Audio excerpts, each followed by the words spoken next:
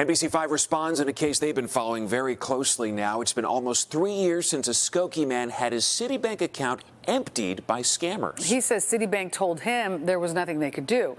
Tonight, PJ Randhawa shares a new development in his case and explains why a new lawsuit against Citibank is giving some fraud victims fresh hope. Since 2019, Scott Jacobson has been his sister Lori's caretaker. 65-year-old Lori is living with advanced Alzheimer's disease, and the money from her care comes from a Citibank trust account set up by Lori and Scott's parents before they died. We've never touched her account at all. This is Scott last October, telling us about the day he noticed the $121,000 in Lori's trust account was gone, drained by fraudulent wire transfers to Thailand. He reported the fraud immediately, but says Citibank told him there was nothing they could do. I had a personal banker, and I went in there and I asked him about all this. He said, well, you're going to have to get attorneys. Not only were they not concerned about getting Scott's money back, but they weren't concerned about investigating to make sure it didn't happen again. For years, Scott and his attorney, James Bonebreak, have been fighting Citibank in court, arguing the bank didn't get the required approvals from Scott for those international wire transfers. The banks are required under the law to notify before the transfers go back and forth, hey, consumer, these are the taxes, international taxes you're going to pay. These are the fees that you're going to pay. And the arbitrator found out that there was no evidence that they did that in this case.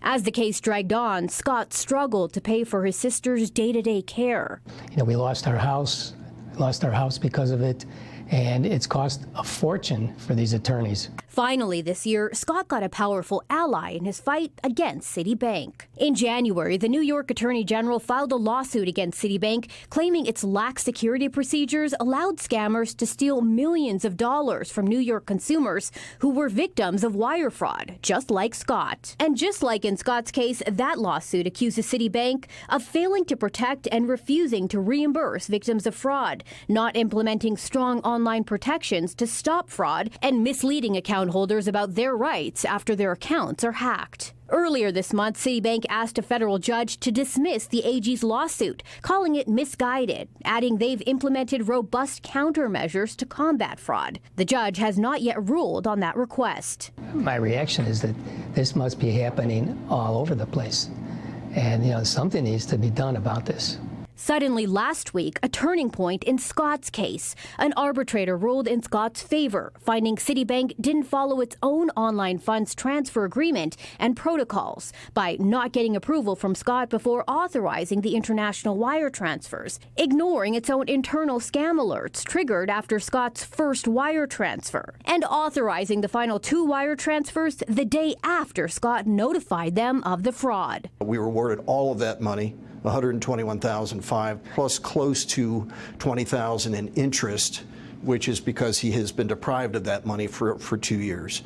I think that Citibank and many banks and many companies believe that they can win. You know, they can just grind down the other side. I credit Scott for having the wherewithal and the gumption and the courage to do this. His ordeal now over. Scott encourages others who've lost their hard-earned money to bank fraud to be persistent. I would say keep trying, you know, do what you have to do to try to get your money back, and don't quit, don't give up. Citibank declined to comment on the Jacobson case, but they did tell us in part Citi closely follows all laws and regulations related to wire transfers and works extremely hard to prevent threats from affecting our clients. They go on to say we've taken proactive steps to safeguard our clients' accounts with leading security protocols, intuitive fraud prevention tools, clear insights about the latest scams, and client awareness and education. Our actions have reduced client wire fraud losses significantly. PJ Randhawa, NBC5 responds.